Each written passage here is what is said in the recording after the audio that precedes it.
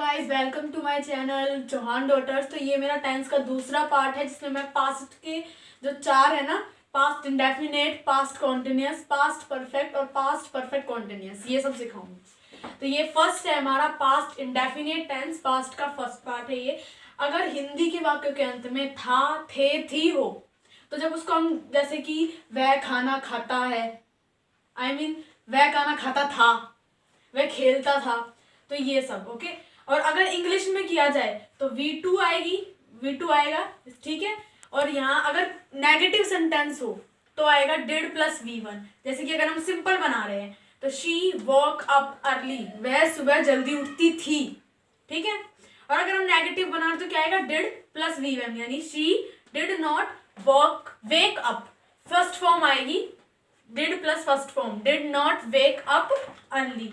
और अगर हम इंटेरोगेटिव बना रहे हैं तो ये जो हेल्पिंग वर्ब है ये आगे आ जाएगी, did she wake up early, और फिर पीछे क्वेश्चन मार्क। इंटेरोगेटिव नेगेटिव पहले आएगा हमारे helping verb did she not wake up early, क्या वह सुबह जल्दी नहीं उठती थी।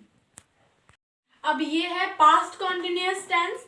अगर हिंदी के वाक्यों के अंत में रहा था, रही थी और रहे थे आए, जैसे कि वह खाना खा रहा था, वह खेल रही थी, वे खेल रहे थे, ये प्लूरल में जाता है। अगर हम इंग्लिश में करते हैं इसको ट्रांसलेट कि वो खेल रहा था, ठीक है, तो क्या आएगा, ही।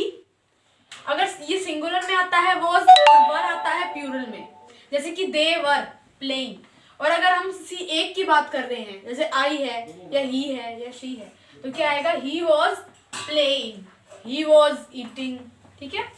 तो यहाँ सिंपल करेंगे तो वी वर सिंगिंग, ये प्लूरल है वी, तो we were singing a song, हम गाना गा रहे थे। नेगेटिव में we were not singing a song, हम गाना नहीं गा रहे थे।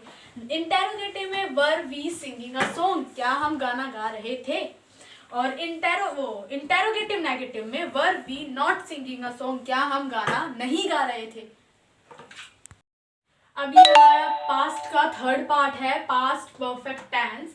अगर हिंदी के वाक्य के अंत में चुका था, लिया था, दिया था या गई थी होता है, यानी वह खाना खा चुका था, वह बाजार जा चुका था, ऐसे आते हैं तो इसमें आएगा हैड। अगर इंग्लिश में हो, अगर इसमें इंग्लिश में ट्रांसलेट करना हो तो हैड प्लस V3, वह दिल्ली जा चुका था, he had gone to Delhi, ठीक है। अब ये वह वो काम खत्म कर चुका था तो he had completed his work, ठीक है।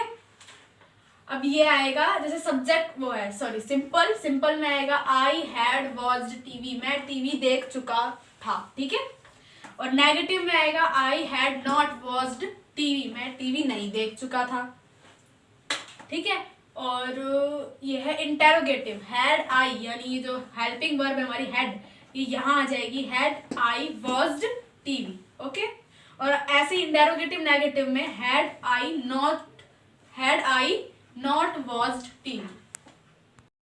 अगर अब ये है हमारा पास्ट परफेक्ट कॉन्टिन्यूअस टेंस। अगर हिंदी के वाक्यों के अंत में से रहा था, से रहे थे, से रहा था और से रही थे आता है कि वे 2 घंटे से सो रहा था, वे 2 घंटे से पढ़ रहा था, तो इंग्लिश में अगर हम ट्रांसलेट करेंगे तो क्या आएगा, हैड बीन प्लस वर्ब की फर्स्ट फॉर्म प्लस ING और सिंस या फोर। सिंस तब लगेगा जब टाइम फिक्स हो, जैसे कि 9 बजे से या 10 बजे से, वो 10 बजे से सो रहा है, वो 9 बजे से पढ़ रहा है, ऐसे।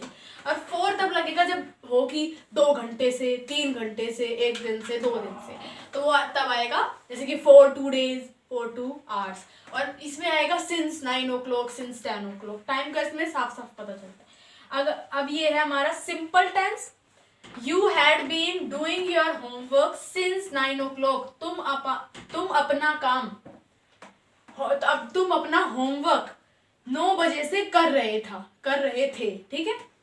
अब ये नेगेटिव में आएगा, you had not been doing, तुम नहीं कर रहे थे, सेम वही आ जाएगा, बस नहीं आ जाएगा। इंटेरोगेटिव में ये हमारी जो हेल्पिंग वर्ब है वो आगे आ जाएगी, had you been doing your homework since 9 o'clock, क्या तुम 9 बजे से अपना होमवर्क नहीं कर रहे थे। इंटेरोगेटिव में had you not been doing your homework since 9 o'clock,